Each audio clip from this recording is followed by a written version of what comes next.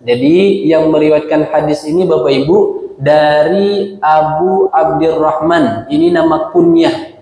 Kalau bapak, kalau ibu punya anak, maka orang Arab itu amat sangat senang nama anaknya itu dipanggil oleh orang kepadanya. Contoh, kalau ibu punya nama Aisyah, nama anaknya berarti Ummu Aisyah. Kalau bapak punya nama anaknya Ahmad, berarti bapak dipanggil dengan Abu Ahmad. Nah, tradisi di dalam masyarakat Arab itu sangat senang mereka dipanggil dengan nama kunyah. Maka sahabat Nabi SAW Bapak Ibu juga mendapatkan gelar kunyah dari kalangan para sahabat yang lain. Nah, yang meriwayatkan ini Bapak Ibu, beliau bernama anaknya Abdurrahman, maka dipanggillah dengan Abu Abdurrahman. Nama aslinya adalah Abdullah ibnu Mas'ud. Berarti nama beliau adalah Abdullah.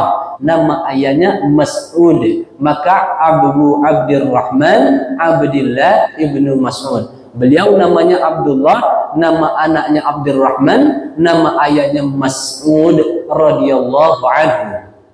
Bapak Ibu yang dimuliakan Allah Subhanahu wa taala, sebelum kita mengkaji hadis ini Bapak Ibu, seperti biasa kita akan melihat sosok Abdullah ibnu Mas'ud ini terlebih dahulu. Bapak Ibu yang dimuliakan Allah Subhanahu wa taala, Abdullah ibnu Mas'ud adalah disebut dengan orang-orang yang masuk dalam kelompok as-sabiqunal awwalun. Jadi kalau ibu nanti dengar kata as-sabiqunal awwalun, maka itu adalah orang-orang yang pertama-tama masuk Islam, yang jumlahnya amat sangat sedikit dibandingkan dengan jumlah umat Islam pada waktu itu.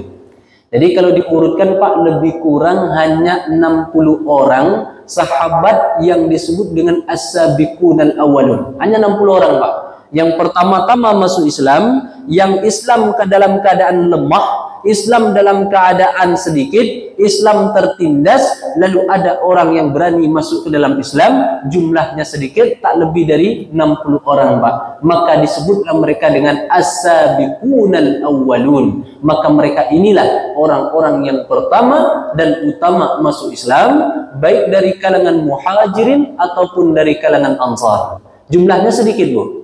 Nah, adapun nanti yang pertama-tama masuk Islam dan yang lainnya, mereka juga masuk ke dalam orang-orang yang disebut dengan radhiyallahu anhum ajma'in. Mereka yang diridhoi oleh Allah dan mereka pun ridho kepada Allah. Cuman yang paling utama itu Bu, 60 orang lebih kurang, hanya itu saja.